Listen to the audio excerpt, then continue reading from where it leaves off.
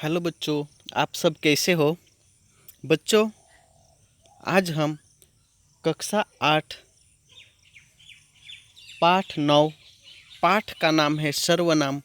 इस पाठ के बारे में आज हम पढ़ाई करेंगे। तो आइए बच्चों, हम अभी पाठ की शुरुआत करते हैं। रमा रमा की माँ को पत्र में रमा की पढ़ाई के विषय में लिख रही है। उपयुक्त वाक्य में रमा शब्द संज्ञा है, परंतु रमा का प्रयोग बार बार किया गया है, जो सुनने में अच्छा नहीं लगता, साथ ही बोलने में भी अटपटा लगता है।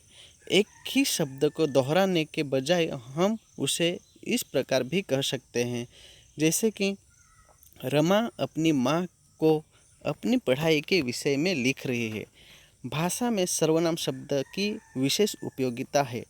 जैसा कि आपने देखा कि एक ही संज्ञा शब्द को दोहराना अटपटा लगता है तथा सुनने में अच्छा नहीं लगता। अतः एक बार संज्ञा शब्द का प्रयोग करने के बाद उसके स्थान पर सर्वनाम का प्रयोग किया जाता है। सर्वनाम अर्थात सब नामों की जगह प्रयुक्त किए जाने वाले शब्द। जिन शब्दों का प्रयोग संज्ञा के स्थान पर किया जाता है, उन्हें क्या कहते हैं? उन्हें सर्वनाम कहते हैं। तो आइए बच्चों, हम अभी सर्वनाम के भेद के बारे में पढ़ाई करते हैं। यहाँ पे देखिए बच्चों, यहाँ पर ये जो दिखाई दे रहे हैं, ये क्या है? सर्वनाम के भेद। सर्वनाम के निम्नलिखित 6 भेद है। सर्वनाम के कितने भेद है? 6 भेद है। तो यहाँ पे देखिए बच्चों, पुरुषवाचक सर्वनाम, निश्चयवाचक सर्वनाम, अनिश्चयवाचक सर्वनाम, संबंधवाचक सर्वनाम, प्रश्नवाचक सर्वनाम और निजवाचक सर्वनाम। यह सर्वनाम के 6 भेद है। तो पहला भेद है बच्चों पुरुषवाचक सर्वनाम। पुरुषवाचक सर्वनाम की परिभाषा यह है कि जो सर्वनाम बोलने वाले, सुनने वाले अथवा जिसके बारे में कुछ कहा जाए उसके लिए प्रयोग किए जाते हैं, उन्हें क्या कहते हैं? उन्हें पुरुषवाचक सर्वनाम कहते हैं। तो देखिए, जैसे उदाहरण में है मैं, तुम, वह आदि। यह इसके उदाहरण है। तो पुरुषवाचक सर्वनाम के 3 भेद है। पुरुषवाचक सर्वनाम के और कितने भेद है? 3 भेद है। कौन कौन से है? यहाँ पे देखिए बच्चों, पुरुषवाचक सर्वनाम के 3 भेद है। पहला भेद है उत्तम पुरुषवाचक सर्वनाम, दूसरा भेद है मध्यम पुरुषवाचक सर्वनाम और तीसरा भेद है अन्य पुरुषवाचक सर्वनाम। यह पुरुषवाचक सर्वनाम के 3 भेद है। उसमें से हम अभी उत्तम पुरुषवाचक सर्वनाम के बारे में पढ़ाई करेंगे।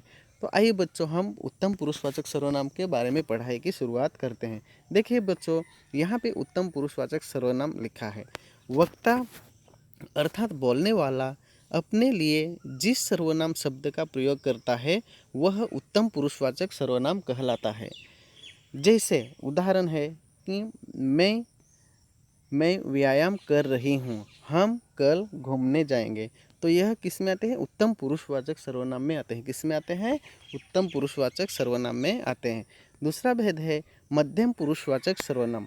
मध्यम पुरुषवाचक सर्वनाम की परिभाषा यह है कि वक्ता अर्थात जिस सर्वनाम शब्द का प्रयोग सुनने वाले अथवा श्रोता के लिए किया जाता है, वह मध्यम पुरुषवाचक सर्वनाम कहलाता है। जैसे यहाँ पे तुम गुजरात से कब लौटे। दूसरा उदाहरण है आप कल हमारे घर आए। तो यहाँ पे इस वाक्य में मध्यम पुरुषवाचक सर्वनाम क्या है? तुम। और दूसरा उदाहरण है उसमें क्या है? आप। यह मध्यम पुरुषवाचक सर्वनाम के उदाहरण है। देखिए अभी 3 नंबर का है ग भाग में अन्य पुरुषवाचक सर्वनाम। क्या है? अन्य पुरुषवाचक सर्वनाम। तो इसमें इसकी परिभाषा क्या है बच्चों? तो बच्चों, इनकी परिभाषा यह है कि वक्ता और श्रोता के बीच जो उपस्थित नहीं होता, उसके संबंध में बात करने के लिए वक्ता द्वारा जिस सर्वनाम शब्द का प्रयोग किया जाता है, उसे क्या कहते हैं? अन्य पुरुषवाचक सर्वनाम कहते हैं। क्या कहते हैं बच्चों? अन्य पुरुषवाचक सर्वनाम कहते हैं। तो इसके उदाहरण है, देखिए बच्चों, जैसे गलती करने पर उसे अवश्य सजा मिलेगी। तो यहाँ पे अन्य पुरुषवाचक सर्वनाम क्या आता है? उसे।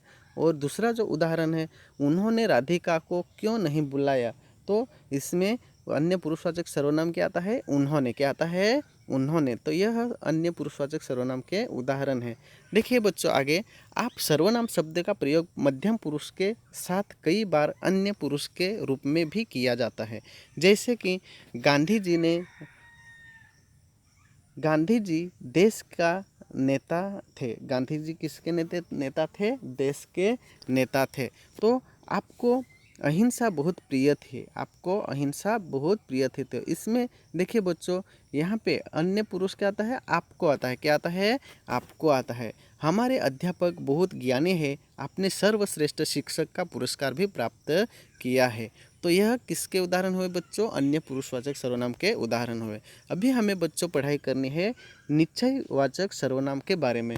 तो आइए बच्चों, निश्चयवाचक सर्वनाम की परिभाषा यह है कि जो सर्वनाम शब्द किसी निकट या दूर के व्यक्ति अथवा वस्तु की ओर निश्चयपूर्वक संकेत करे, वे निश्चयवाचक सर्वनाम कहलाता है।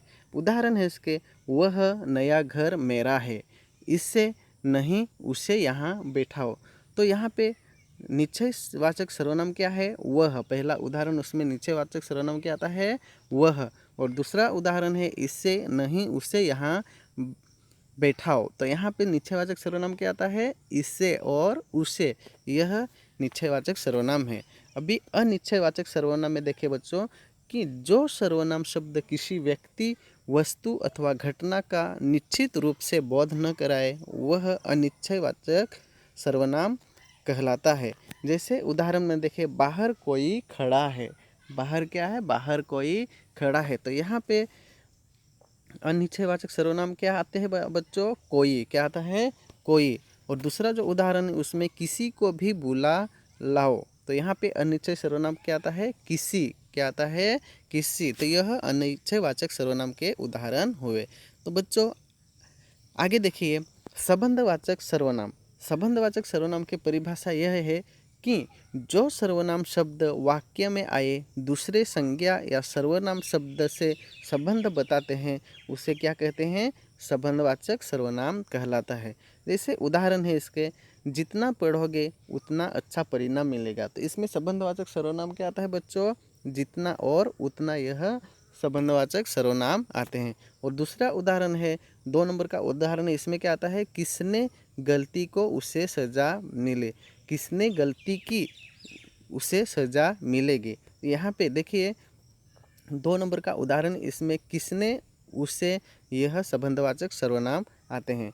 तो उसी तरह आगे देखिए बच्चों, प्रश्नवाचक सर्वनाम। प्रश्नवाचक मतलब जो हम प्रश्न पूछते हैं उसे क्या कहते हैं? प्रश्नवाचक सर्वनाम कहते हैं। तो देखिए बच्चों, किसी व्यक्ति, वस्तु, घटना आदि के संबंध में प्रश्न करने के लिए प्रयोग किए जाने वाले सर्वनाम शब्द प्रश्नवाचक सर्वनाम कहलाता है। जैसे उदाहरण में देखिए बच्चों कि तुम्हें बाजार में कौन मिला था, दरवाजे पर कौन खड़ा है। यहाँ पे प्रश्नवाचक सर्वनाम क्या आता है? कौन और कौन। पहले में तुम्हें बाजार में कौन, तो प्रश्नवाचक क्या आता है? कौन। और दूसरा उदाहरण है, इसमें देखिए, इसमें भी कौन यह आता है। तो यह प्रश्नवाचक सर्वनाम हुए। अभी देखिए निजवाचक सर्वनाम। तो निजवाचक सर्वनाम किसे कहते हैं?